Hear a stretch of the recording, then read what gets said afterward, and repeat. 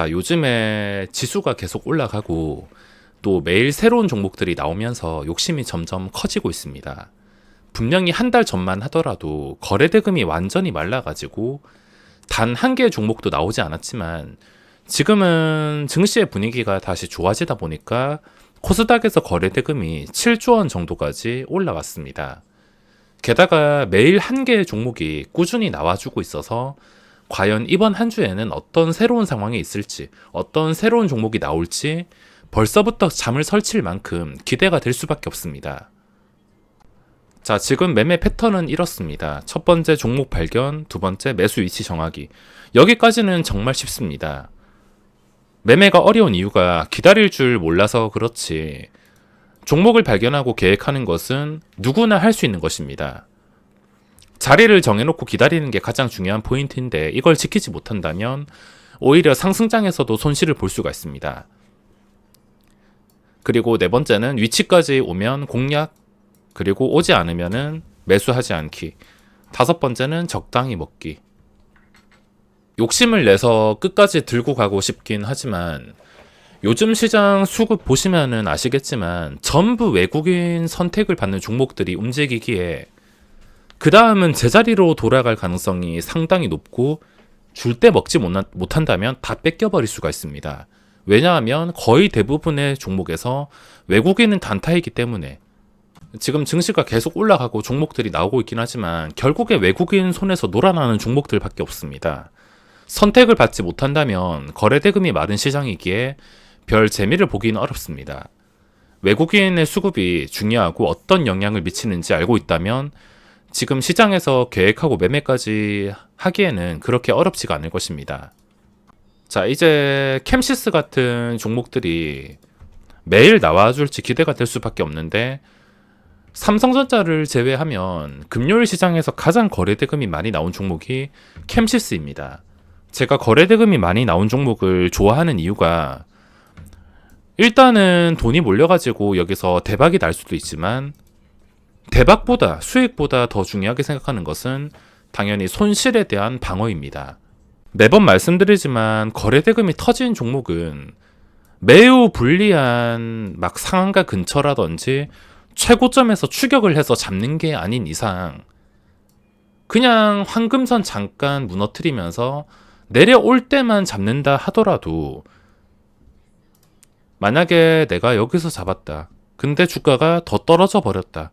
이렇다 하더라도 본전을 탈출할 기회를 만들어주는 게 거래대금 종목이기 때문에 물론 100%는 아니겠지만 다른 종목들은 답답하게 거래량도 없이 그냥 끝까지 내려갈 수도 있어서 바닥이 어딘지 알 수 없는데 거래대금 종목은 반등을 노리는 매수세가 기본적으로 많이 깔려있기 때문에 내가 완전히 불리한 최고점에서 추격 매수한 게 아니라면은 웬만해서는 탈출 기회를 만들어준다는 겁니다. 수익을 내지 못하고 나도 매수했는데 물린다 하더라도 한 번쯤은 탈출할 기회를 만들어준다는 겁니다. 그래서 거래대금 종목을 가장 좋아하고 있으며 캠시스 마찬가지로 거래대금이 많이 나왔기 때문에 지켜볼 수밖에 없는데 시간의 거래에서는 보합에서 마무리를 했습니다. 1.5%까지 올랐지만 보합에서 마무리. 만약에 이 종목이 월요일 시초가가 마이너스 2%로 시작한다 치면은 당연히 시초가 대비 건강한 눌림목은 마이너스 5%까지입니다. 마이너스 1% 시작이면 마이너스 4%까지.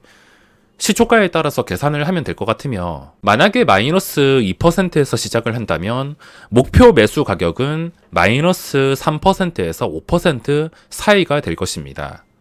자, 여기서도 대응할 수 있는 방법이 다양한데 내가 예를 들어가지고 100만원으로 매매한다고 치면은 좀 과감하다면은 요즘에 잘 안 빠지니까 거래대금이 몰리면 잘 안 빠지니까 과감하게 마이너스 시초가가 마이너스라면 시초가부터 잡을 수도 있고 잠깐 떨어졌을 때 한 단계 밑에서 바로 100만원치 매수를 할 수도 있을 것입니다. 마이너스 3%에 100만원 이런 방법도 있고 나는 조금 더 안전하게 가고 싶다 생각하시는 분들은 100만원을 쪼개가지고 마이너스 3%에서 33만원 마이너스 4%에서 33만원 이런 식으로 추가 매수로 리스크 관리를 해주는 방법도 있습니다. 제가 눌림목에서 가장 많이 사용하는 방법은 첫 번째 매수에서 바로 수익 나면 바로 수익을 실현하는 것이랑, 그리고 계속 내려오게 된다면 3번 나눠가지고 매수를 하는 것입니다. 3번 나눠가지고 매수를 하면 그만큼 주가가 내려왔기 때문에 손실을 입을 가능성이 있다 치지만, 말씀드렸듯이 탈출할 기회는 한 번쯤은 나올 가능성이 높기에, 만약에 매수했는데 마이너스가 크게 찍혀있다 그러면은 목적을 수익에서 손실을 방어하는 걸로, 본전에 잘 탈출하는 걸로 목표를 변경을 할 줄 알아야 됩니다. 그리고 단순히 퍼센트로만 계획을 하는 게 아니라 외국인 수급도 예상을 해볼 수가 있는데, 214만 주 중간에 단타 치면서 나갈 때 140만 주에서 갑자기 60만 주 때까지 줄어들 때도 있습니다. 보시다시피 이쯤에서 100만 주에서 갑자기 60만 주, 이 정도 변화라면 순간적으로 마이너스 100만 주가 나올 수가 있습니다. 한 방에 쏟아내기보다는 한 100만 주 쏟아내면서 주가가 잠깐 흔들리게 된다면, 그 흔들렸을 때 앞에서 말씀드린 퍼센트로 건강한 눌림목이라면, 제가 토요일 날 올려드린 매매 영상을 참고하신다면 매매하기가 더 수월하실 겁니다. 214만 주의 반 정도인 100만 주 정도, 100만 주도 힘들다면 한 8, 90만 주 정도에서 생각을 할 수가 있으며, 외국인의 대량 매도가 나오는데도 주가가 이상하게 흔들리지 않는다. 그러면 그건 눌림목 매수 기회가 될 수 있으며, 외국인의 단타 매도가 나오는데 좀 심각하게 빠진다, 처음에 시작하자마자 장대 음봉이 좀 크다 싶으면은 그건 꼭 주의를 하셔야 됩니다. 처음에 시작하자마자 장대 음봉이 한 마이너스 3% 이상 나오게 된다면 그건 함부로 눌림을 접근하지 마시고 더 하락폭을 키우는지 지켜봤다가 그 뒤에 판단을 해야 됩니다. 지금 종목들이 많긴 하지만 사실 한 개만 지켜본다 하더라도 먹을 자리는 충분히 만들 수가 있어서, 숙련되지 않으신 분들, 저 역시도 주식을 오래 했지만 2개, 3개 보는 것보다 1개 보는 게 더 편한 것 같습니다. 그리고 에코프로도 충분히 활용할 수가 있는데, 시간의 거래에서는 하락으로 마무리를 해서 에코프로도 한 마이너스 3%쯤까지 무너지게 된다면 눌림목으로도 활용할 수 있을 것 같습니다.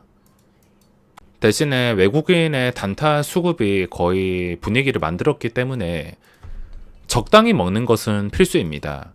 이걸 끝까지 버티려면 외국인과 동등한 위치거나 훨씬 더 유리한 자리에서 접근했으면 외국인이 단타 치든 말든 끝까지 버텨볼 텐데, 예를 들어가지고 에코프로 같은 경우에는 금요일날 시초가 근처라든지 양봉에 거의 처음에서 매수를 했으면은 외국인이 나가든 말든 단타를 치든 말든 상관 안 하고 계속 버틸 수가 있는데, 그런 유리한 위치가 아니기 때문에 적당히 먹는 것은 필수입니다. 자, 다음은 보로노이라는 종목인데, 원래 이 종목을 스윙으로 들고 가려고 했습니다. 스윙으로 들고 가서 신고가 시세가 나오거나 근처까지 올라갈 때까지 버티려고 했습니다. 대신에 버티려고 했던 것은 이미 유리한 위치에 들어가서 외국인이 단타로 들어오면서 주가를 끌어올려 줄 때까지 버티려고 했는데, 어떻게 냄새를 맡았는지 대량 매수가 들어왔습니다. 요즘에 워낙 다양하고 많은 종목들을 이렇게 사들여가지고 의심을 할 수는 없지만, 저랑 알고리즘이 너무나 자주 겹치기 때문에 이렇게 아쉬운 상황들이 참 많습니다. 제가 스윙으로 들어가려고 했던 것들, 그리고 기관 투자자도 순매수로 이어가지고 주가를 올리려는 종목을 외국인들이 이렇게 들어와서 변수를 만들다 보니까 기관도 들어올 것을 못 들어오게 하고, 기관들도 계속 매수하려다가 매수를 아마 포기하는 상황이 분명히 나올 것입니다. 알고리즘이 여러 개 있겠지만 외국인은 이렇게 기관 투자자의 순매수를 따라다니는 알고리즘이 분명히 있습니다. 이건 확실합니다. 장중에 추정치라든지 예전엔 수급 매매가 굉장히 잘 통했기 때문에 제가 수급을 체크해서 아는데, 언제부터인가 외국인이 기관이 매수하는 것들을 아주 적극적으로 따라다녔습니다. 그래서 정상적으로 들어올 수급도 포기하게 만들면서 변수가 생길 수가 있는데, 아무튼 보로노이는 아직까지는 추세가 괜찮은 편입니다. 외국인의 단타가 변수가 되겠지만 아직까지는 괜찮은 편. 혹시나 이 들어왔던 프로그램 10만 주가 여기서 반 정도가 나갔는데도 주가가 멀쩡하다면, 최소한 한금선 위에서 계속 거래가 된다면은 그때는 신규 진입으로도 가능하고, 혹시나 이미 버티고 있다면은 매도가 나왔는데도 주가가 멀쩡하다면 끝까지 버틸 수도 있습니다. 어떤 상황이 펼쳐지냐면, 최근에 룬이 또 말씀을 드렸는데 안 봐도 비디오였습니다. 지나와서 하는 말이 아니라 이렇게 대량 들어왔으면 당연히 나가야 되니까 나갔을 때 주가가 심하게 망가지는지 아니면 멀쩡한지를 보고서 판단을 해야 됩니다. 만약에 루닛이란 종목도 대량 매수가 들어왔는데 이렇게 단타로 나갔을 때 주가가 한 이 정도 위치에서 눈대중으로 봤을 때 이 저점과 고점의 반 정도, 차트 모양이 좀 예쁘게 잡히기 위해서 이 정도를 지켜줬으면은 외국인이 나갔다 하더라도 또 단타를 치러 들어왔을 것입니다. 당연히 또 단타를 치러 들어오면은 주가가 신고가와 가깝기 때문에 또 장대 양봉이 쉽게 나올 텐데, 지금은 주가가 무너져 버렸습니다. 루닛에서 또 단타로 외국인들이 들어오려면 한 44,000원 정도 위치, 이 정도만 알고 있으면은 나중에 혹시나 또 44,000원까지 주가가 올라왔을 때 공략을 할 수 있을 것입니다. 외국인들을 이용해서. 지금 거래대금이 몰리고 상승 종목들 위주로만 제가 리뷰를 해서 그렇지, 하락하는 종목들도 혹시나 이 자리를 회복해 준다면 상승 가능성이 생기기 때문에 자리만 기억하고 있다면, 또 꾸준히 관찰하고 있다면은 급등을 분명히 잡아낼 수가 있을 것입니다. 보로노이는 아직까지 멀쩡한 상태라 아직까지는 나중에 신고가를 뚫어줄 가능성이 높은 상태로 보이고 있습니다. 자, 그 다음은 현대에너지 솔루션인데, 장중에 호가창만 보더라도 꽤나 답답하실 텐데 올라갈 때도 시원하게 올라가고 내려갈 때도 시원하게 내려가지만 불순물이 계속해서 쌓이고 있습니다. 차라리 하루 들어오고 하루 나가고 계속 반복하면서 고여있는 수급 좀 빼줬으면 좋았을 텐데 하루도 빠짐없이 계속 순매수로 들어오고 있습니다. 원래부터 외국인의 지분이 많았던 종목도 아니고 오로지 기관의 수급과 신고가를 보고 들어온 흔한 외국인 단타인데도 꾸준하게 매수가 쌓이고 있습니다. 이렇게 될 경우에 어떤 상황이 펼쳐질 수 있냐면, 좀 좋게 생각을 했을 땐 이 자리에서 신고가를 아주 강하게 뚫어주면서 한 6만원 이렇게 시세가 나왔다가 그 최고점에서 전부 다 팔고 도망가면서 윗꼬리가 길게 달리는 캔들이 나올 수가 있습니다. 이런 차트에서 흔하게 볼 수 있는 캔들인데, 지금 현대에너지 솔루션에서 신규 진입자로서 할 수 있는 것은 5만원 초반 근처에서 노려본다던가, 아니면 가지고 있으면은 방금 전에 말한 신고가를 다시 뚫어주는 분위기에서 적당히 익절을 하는 방법, 그 방법밖에 생각이 나지 않는데, 최고점 근처에서만 매수하지 않는다면은 탈출할 기회를 만들어준다던가, 운이 좋아가지고 진짜 잘 되면은 외국인들 고점에 탈출하기 위해서 주가를 한 방에 띄워주면서 6만원 근처까지 올라갈 때 그때 익절하는 방법이 있겠습니다. 예전에는 이런 신고가 종목에서 스윙이 아니라 몇 개월 정도 투자를 충분히 할 만한 가치가 있었는데, 요즘엔 이 수급이 워낙 변수가 되다 보니까 예전보다 신고가 종목들 추세를 예측하는 게 정말 어려워졌습니다. 그리고 최근에 거래대금이 나왔던 하나 에어로스페이스, 이것도 아직까지는 추세가 멀쩡한 상태인데 여기까지만 하더라도 의심을 해봤어야 되는데 반등이 나왔습니다. 변동이 그렇게 크지는 않지만 반등이 나왔다는 것은 한 번 더 고점을 뚫어주는 신용을 하면서 변동이 나올 수 있다는 것, 한 번 더 고점을 뚫어줄 기대감에 하나 에어로스페이스도 꾸준하게 관찰하고 있습니다. 고점을 뚫어주는 원리가 뭐냐면, 당연히 이렇게 대량 매수를 했으니까 물론 손실을 보고 던질 수도 있겠지만 대부분은 불꽃놀이 한 번 하면서 고점에 팔아먹고 윗꼬리가 길게 남기는 식으로 캔들이 뜨면서 주가가 제자리로 돌아가는 과정을 거치는 경우가 많아서, 이 종목 역시도 현대에너지솔루션처럼 외국인들이 탈출하기 위한 고점 불꽃놀이를 기대하고 분류를 했습니다.